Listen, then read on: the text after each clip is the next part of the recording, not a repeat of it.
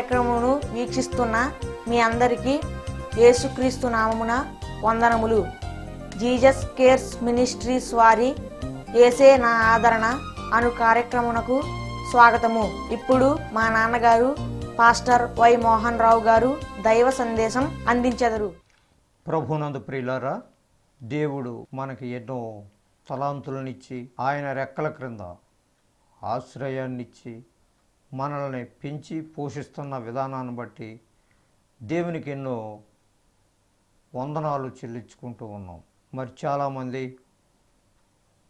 ఎంతో కాలంగా ప్రభుని నమ్ముకుంటున్నామని, నిజమైనటువంటి రక్షకుడిగా అంగీకరించామని చెబుతూ మరి వారి యొక్క కార్యకలాపాలకు లోనై దేవునిని నిజమైనటువంటి రక్షకుడిగా అంగీకరించినటువంటి ప్రజలని ఎంతమంది మనం చూస్తూ ఉన్నాం.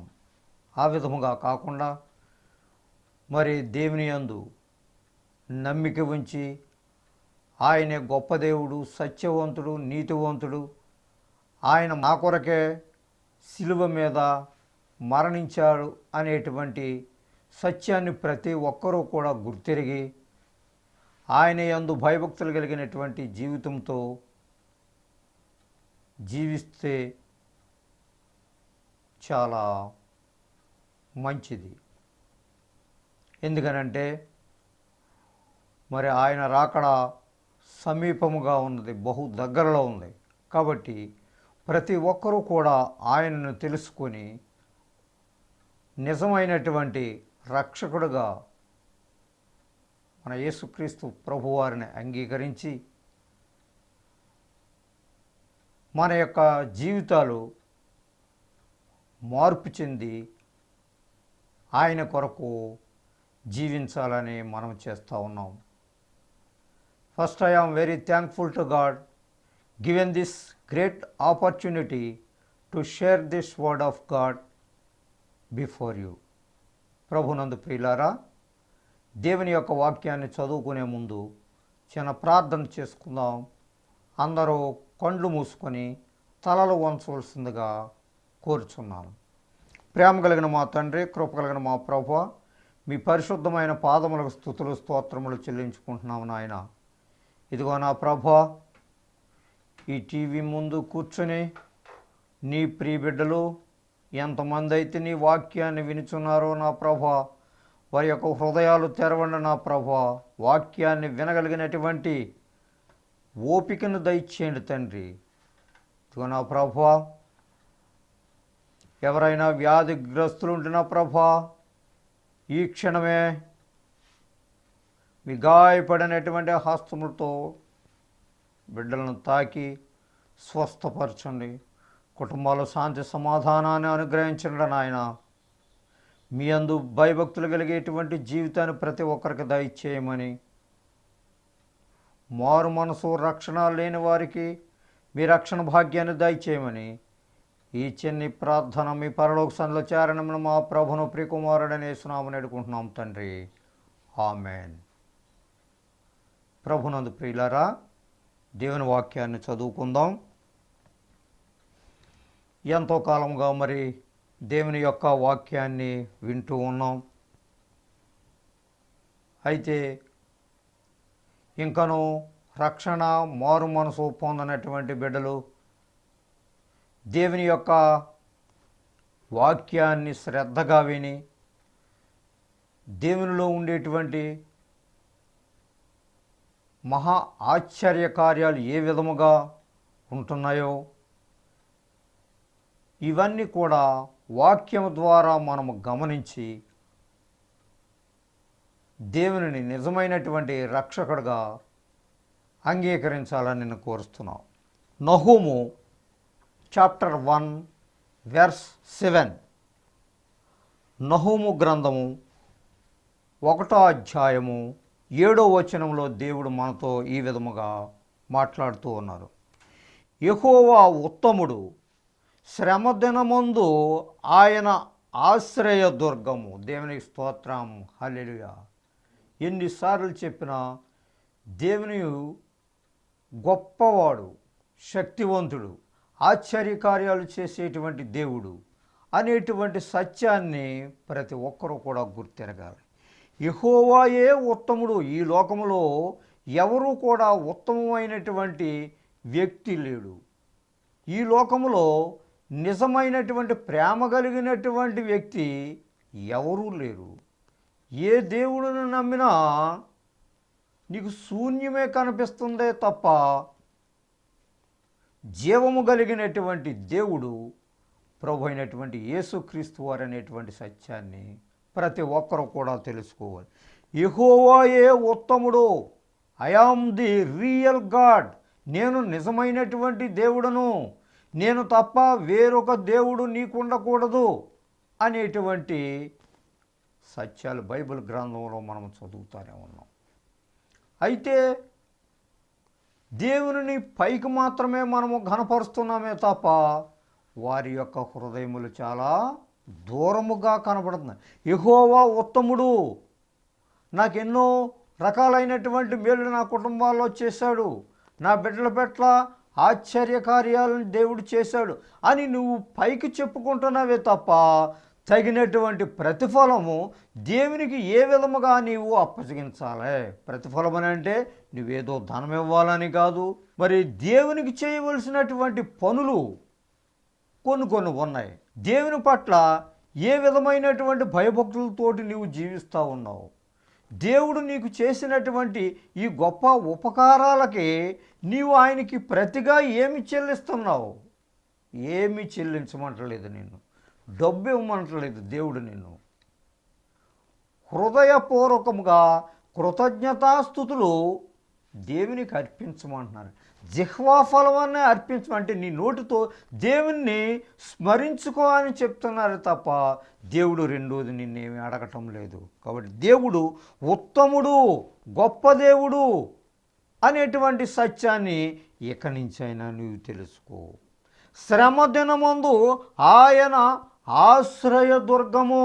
ఒకవేళ నువ్వు శ్రమల్లో ఉన్నా, బాధలలో ఉన్నా, వ్యాధితోటి నీవు కృంగిపోయి కృషించిపోతా ఉన్నా, కుటుంబాల్లో కలతలు ఎక్కువైపోతా ఉన్నా, లేకపోతే నీవు అనుకునేటువంటి కోరికలు దేవుడు నీకు సిద్ధింప చేయలేకపోతున్నాడు అని నీవు అనుకుంటున్నా, దేవుడు మాత్రము ఆయన ఇచ్చినటువంటి మాట, ఆయన చెప్పినటువంటి వాగ్దానము నీ ఎడల నెరవేరబోతుందనేటువంటి నిరీక్షణ కలిగి నీవు జీవించాలి. శ్రమ దినమున నీవు ఆయనను ఆశ్రయించాలి. శ్రమ దినాన్నే కాదు, ఎల్లప్పుడూ ఆశ్రయించాలి దేవునిని. ఎందుకంటే దేవుడు నిన్ను ఈ భూమి మీద మంచి ఆరోగ్యముతోటి నివసింప చేస్తూ ఉన్నాడు కనుక, నీ కుటుంబంలో గొప్ప మేళ్ళు చేస్తున్నాడు కనుక, నీ బిడ్డల పట్ల ఆశ్చర్యకార్యాలు చేస్తున్నాడు కనుక దేవుడు, అందుకు నీవు ఆయనకి ఎల్లప్పుడూ కూడా కృతజ్ఞతాస్తుతులు చెల్లించాలని చెప్తా ఉన్నారు. శ్రమ దినమందు ఆయన ఆశ్రయదుర్గము. ఒకవేళ నువ్వు శ్రమల్లో ఉన్నప్పుడు, బాధలలో ఉన్నప్పుడు నీ బంధువులే నిన్ను విడిచిపెట్టి ఉండవచ్చు, నీ స్నేహితులు నిన్ను విడిచిపెట్టి ఉండవచ్చు. ఎందుకనంటే నీకేదో ఒక సహాయం చేయాలి అనేటువంటి తలంపుతోటి నీ బంధువులు నీకు దూరం అయిపోయి ఉంటారు. ఎందుకంటే నీవు శ్రమలలో ఉన్నావు గనక, బాధలలో ఉన్నావు గనక, ఏదో ఒక రకమైనటువంటి వ్యాధితోటి నీవు బాధపడుతూ ఉన్నావు గనక, డాక్టర్లను నువ్వు మార్చినా కానీ నీ వ్యాధి నీ నుండి దూరం అవ్వకపోయినప్పటికీ నీ యొక్క స్నేహితులు ఏం చేస్తారంటే ఆ వ్యాధిని చూసి, ఆ బాధలను చూసి నీ నుంచి దూరం అయిపోతూ ఉంటారు. కానీ నీవు నమ్ముకునేటువంటి దేవుడు నీకు ఒక వాగ్దానాన్ని చెప్తా ఉన్నాడు. నీవు నమ్ముకునేటువంటి దేవుడు నిన్ను విడిచిపెట్టేటువంటి దేవుడు కాదు అని చెప్తా ఉన్నారు. శ్రమ దినమందు ఆయన ఆశ్రయదుర్గము.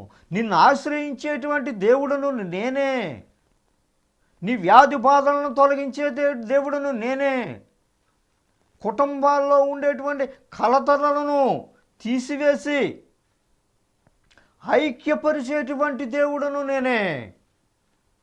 ఇటువంటి దేవుని వదిలిపెట్టి నీవేదో రకరకాలైనటువంటి జీవితాలని నీవు జీవిస్తూ ఉన్నావు. రకరకాలైనటువంటి పద్ధతుల్లో దేవునిని విడిచిపెట్టి తిరుగుతూ ఉన్నావు. కానీ అది కాదు. ఈ వాక్య ప్రకారంగా నీవు అన్వయించుకుని జీవించినట్లయితే ఆయన యొక్క మహిమను నీవు చూడగలుగుతావు. ఆయన ఆశ్రయదుర్గము, ఆశ్రయం ఇచ్చేటువంటి దేవుడు, నిన్ను ప్రొటెక్ట్ చేసేటువంటి దేవుడు, నిన్ను సంరక్షించేటువంటి దేవుడు నాకున్నాడు అనేటువంటి విశ్వాసముతోటి నీవు జీవించినట్లయితే ఆయన నీ దగ్గర నిలబడతాడు. తన యందు నమ్మిక ఉంచి వారిని ఆయన ఎరుగును. He knows very well about you. దేవుడు నీ గురించి ఆయన ఒక ప్రణాళికను తయారు చేశాడు. అసలు నీ జీవితం ఏ రకముగా ఉండాలో, నువ్వెంతగా దేవునిలో ఎదగాలో, నీవు ఏ పని చేయాలో, దేవుని గురించి నీవు ఏ విధమైనటువంటి పద్ధతిలో నడుచుకోవాలో అనేటువంటి సంగతిని ఒక ప్రణాళిక నీకు రాసి పెట్టి ఉంచాడు దేవుడు ప్రతి ఒక్కరికి కూడా. ఆ ప్రణాళిక చెప్పునే మన యొక్క జీవితము నడుస్తుందే తప్ప నీ యొక్క స్వంత ఆలోచనలతో నీ జీవితాన్ని నీవు మార్చుకోలేవు.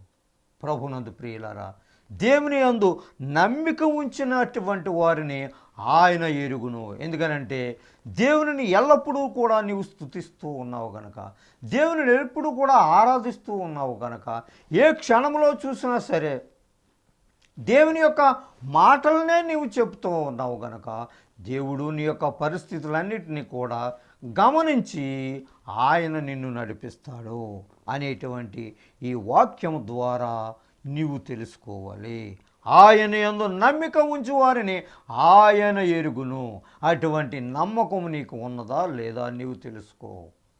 దేవుడు గొప్పవాడు, నాకు ఆశ్చర్య కార్యాలు నా కుటుంబంలో చేశారు అనేటువంటి నమ్మకం నీకు ఉందా లేదా? లేకపోతే నీ స్వతహాగా నీ స్వంతంగానే నీవి అన్నీ కూడా దేవుని యొక్క అవసరత లేకుండా నీవు సంపాదించుకోగలిగావా? లేకపోతే దేవుని ద్వారా నీవు సంపాదించుకోగలిగావా? దేవుడిచ్చినటువంటి ఆరోగ్యమా, లేకపోతే నీవు నీ స్వతసిద్ధంగా తెచ్చుకునేటువంటి ఆరోగ్యము నీకుందా ఆ యొక్క మెడిసిన్స్ ద్వారా? అది కాదు ప్రియులారా. సమస్తము కూడా దేవుడే నాకు దయచేశాడు అనేటువంటి నమ్మకము నీకు కలిగినట్లయితే సమస్తము కూడా దేవుడు నీకు దయచేస్తాడు. కీర్తనల గ్రంథము 37 అధ్యాయము 39లో ఈ విధముగా మాట్లాడుతూ ఉన్నారు. The book of Psalms chapter 37 verse 39. యెహోవాయే నీతిమంతులకు రక్షణాధారము. యెహోవాయే నీతిమంతులకు రక్షణాధారము. రక్షణ ఇచ్చేటువంటి దేవుడు ఎవరు లేరు, ఒక ప్రభువైన యేసుక్రీస్తు వారు తప్ప. నీతివంతులను ఆయనే కాచి కాపాడేటువంటి దేవుడు. నువ్వే విధమైనటువంటి పరిస్థితుల్లో ఉన్నా, ఎన్ని చెడ్డ తలంపులలో, ఎన్ని చెడ్డ కార్యాలు, దేవునికి పట్ల విరుద్ధమైనటువంటి మాటలు, దేవుని బిడ్డల పట్ల అసహ్యకరమైనటువంటి మాటలు, నీ స్వంత ఆలోచనలతోటే దేవునికి వ్యతిరేకంగా చేసేటువంటి పనులలో నీవు నిమగ్నమైపోయి ఉంటున్నావా? కానీ అది కాదు. క్రితంలో ఎన్నో కొన్ని చేసి ఉండవచ్చు నీవు దేవునిని తెలుసుకోక మునుపు. ఇప్పుడైతే క్రీస్తుని అంగీకరించినటువంటి బిడ్డవు అని నీవు చెప్పుకుంటున్నావు. క్రీస్తుని అంగీకరించినటువంటి వ్యక్తులు చాలా తగ్గింపు కలిగినటువంటి పద్ధతుల్లో కనపడతారు. ఎంతసేపు కూడా తగ్గింపు స్థితిలో మాట్లాడతారో, నీకు ఏ విధమైనటువంటి ఆస్తిపాస్తులు ఉన్నా కానీ దేవుని దగ్గరకు వచ్చేటప్పటికి చాలా దీన స్థితిలో మాట్లాడుతూ ఉంటారు చాలామంది. ఆ విధమైనటువంటి పద్ధతులే దేవునికి ఇష్టము. యెహోవాయే నీతిమంతులకు రక్షణాధారము. రక్షణ ఇచ్చేటువంటి దేవుడు. అటువంటి రక్షించేటువంటి దేవునిని విడిచిపెట్టి నీ ఇష్టానుసారముగా నీవు జీవిస్తూ ఉన్నావు. కానీ అది కాదు. బాధ కలుగునప్పుడు ఆయనే వారికి ఆశ్రయదుర్గము. దేవునికి స్తోత్రం. నువ్వు బాధ కలిగినప్పుడు, వేదన కలిగినప్పుడు, శోధన కలిగినప్పుడు, నీ యొక్క సమస్యలు ఇతరులకు చెప్పుకోలేని పరిస్థితిలో ఉన్నప్పుడు ఎవరయ్యా నిన్ను రక్షించేదనంటే? ఎవరయ్యా నీ బాధ వినేదనంటే, ఎవరయ్యా నరక కోపంలో నుంచి బయటికి తీసేటువంటి వ్యక్తి ఎవరయ్యానంటే, ఈ లోకంలో ఎవరో కూడా కనపడరు. నీ స్నేహితులు కనపడరు, బంధువులు కనపడరు, ఎవరూ కనపడరు. ఎవరయ్యా నిన్ను ఆదుకుని రక్షించేటువంటి వారనంటే ఒక ప్రభు అయినటువంటి యేసుక్రీస్తు వారే. చూసారా ప్రియులారా, దేవుడు చెప్పేటువంటి ఈ యొక్క వాగ్దానాలు, దేవుని చెప్పేటువంటి మాటలు ఎంత సక్రమమైనటువంటియో మీకు ఆలోచించవలసిందిగా నేను తెలియచేస్తా ఉన్నాను. బాధ కలుగునప్పుడు ఆయనే వారికి ఆశ్రయదుర్గము. చూసారా, నీ బాధను తీసేటువంటి డాక్టర్లు కూడా తగ్గించలేనటువంటి వ్యాధులను ప్రభు అయినటువంటి యేసుక్రీస్తు వారే తగ్గిస్తూ ఉన్నారు. బైబిల్ గ్రంథంలో చూసినట్లయితే అనేక రకాలైనటువంటి అద్భుత కార్యాలు చేశారు దేవుడు.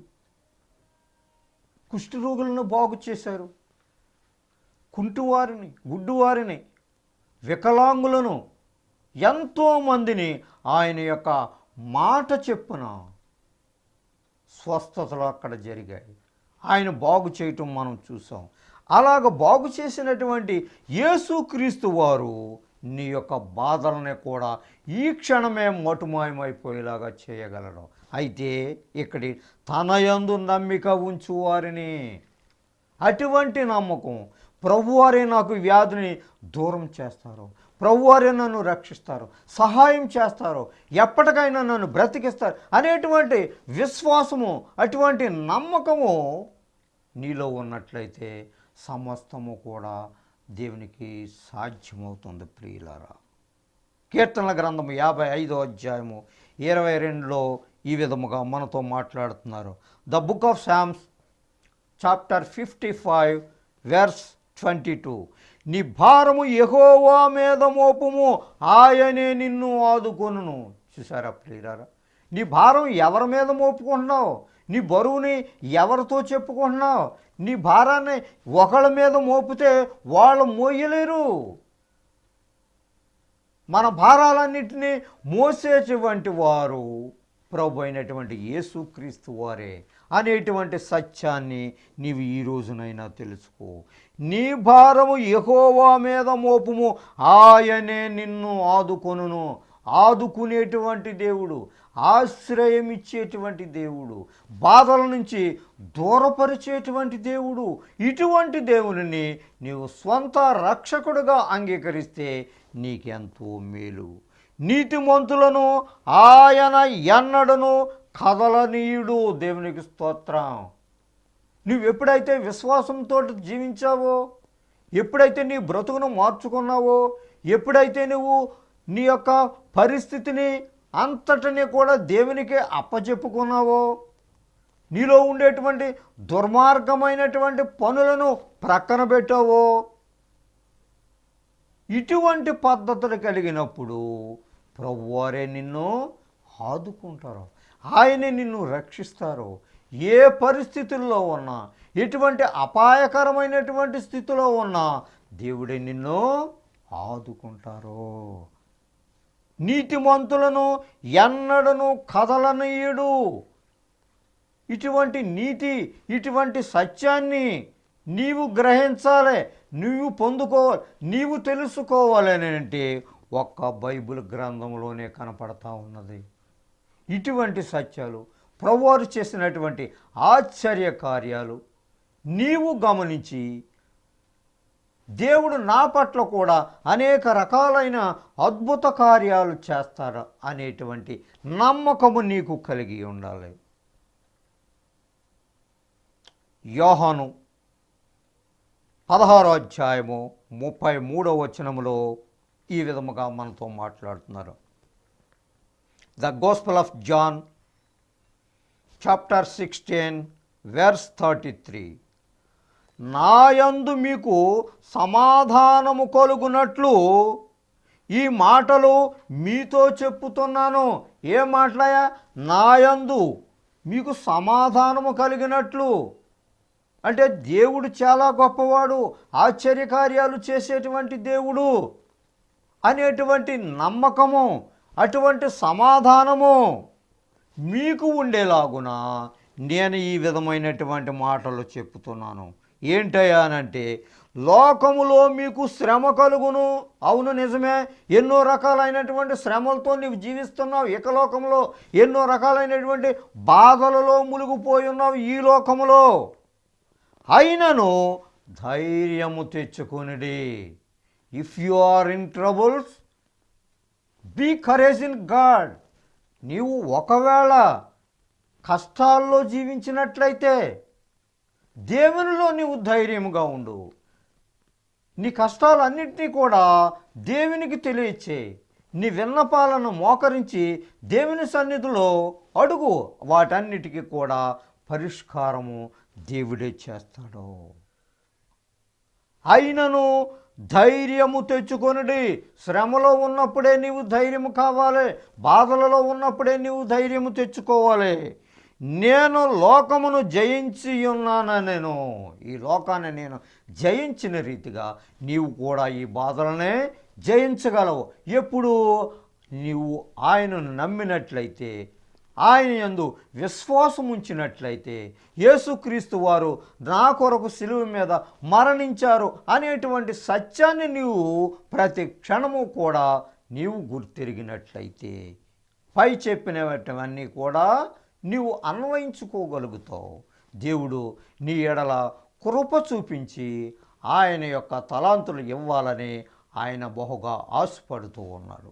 కాబట్టి దేవునిలో నమ్మిక ఉంచి విశ్వాసముతో జీవించినట్లయితే దేవుడు నీ విన్నపాలను అన్నిటినీ కూడా విని ఆయన నీకు అనేక రకాలైనటువంటి మేళ్లతో కుటుంబంలో శాంతి సమాధానముతో నింపాలని ఆయన ఆశపడుతూ ఉన్నాడు.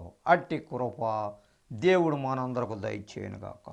రోమేలకు రాసిన పత్రిక 12వ అధ్యాయము 3వ వచనం నుంచి 10వ వచనం వరకు ఇలా రాయబడి ఉన్నది. తన్ను తాను ఎంచుకొన తగిన దానికంటే ఎక్కువగా ఎంచుకొనక, దేవుడు ఒక్కొక్కనికి విభజించి ఇచ్చిన విశ్వాస పరిమాణ ప్రకారము తాను స్వస్థ బుద్ధి గలవాడొకటకై తగిన రీతిగా తన్ను ఎంచుకొనవలనని నాకు అనుగ్రహింపబడిన కృపను బట్టి మీలోనున్న ప్రతివానితోనూ చెప్పుచున్నాను.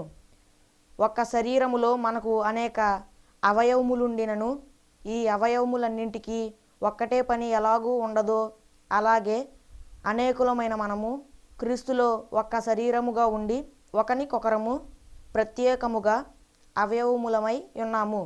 మనకు అనుగ్రహింపబడిన కృప చొప్పున వేర్వేరు కృపావరములు కలిగిన వారమై ఉన్నాము గనుక, ప్రవచన వరమైతే విశ్వాస పరిమాణము చొప్పున ప్రవచింతము, పరిచర్య అయితే పరిచర్యలోను, బోధించువాడైతే బోధించుటలోను, హెచ్చరించువాడైతే హెచ్చరించుటలోను పని కలిగి ఉందుము. పంచిపెట్టువాడు శుద్ధ మనసుతోనూ, పై విచారణ చేయువాడు జాగ్రత్తతోనూ, కరుణించువాడు సంతోషముతోనూ పని జరిగింపవలెను. మీ ప్రేమ నిష్కపటమైనదై ఉండవలెను. చెడ్డదానిని అసహించుకొని మంచిదానిని హత్తుకొని ఉండుడి. చిన్న ప్రార్థన చేసుకుందాం ప్రియులారా.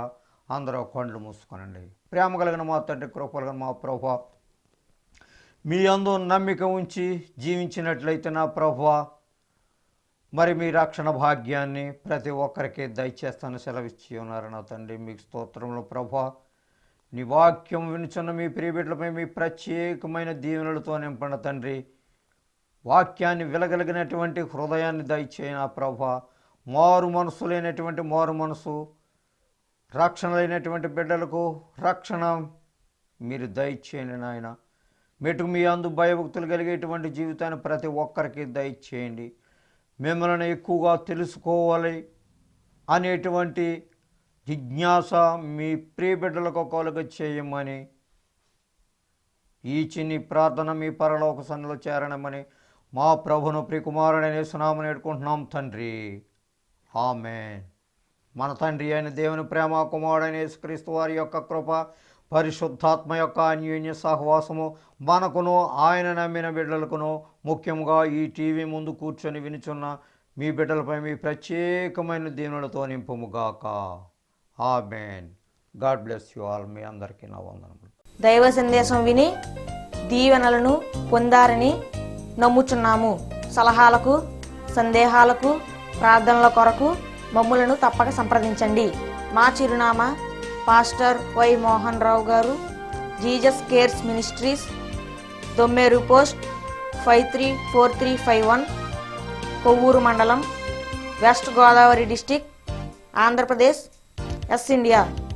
మా phone number 9652128511. Our email address mohany7@yahoo.com. మా చిరునామా pastor Y Mohan Rao garu, Jesus Cares Ministries, Dommeru post 534351, Kovvur mandal, పశ్చిమ గోదావరి జిల్లా, ఆంధ్రప్రదేశ్, ఎస్ ఇండియా. మా ఫోన్ నంబర్ 9652128511. మా ఈమెయిల్ అడ్రస్ mohany7@yahoo.com.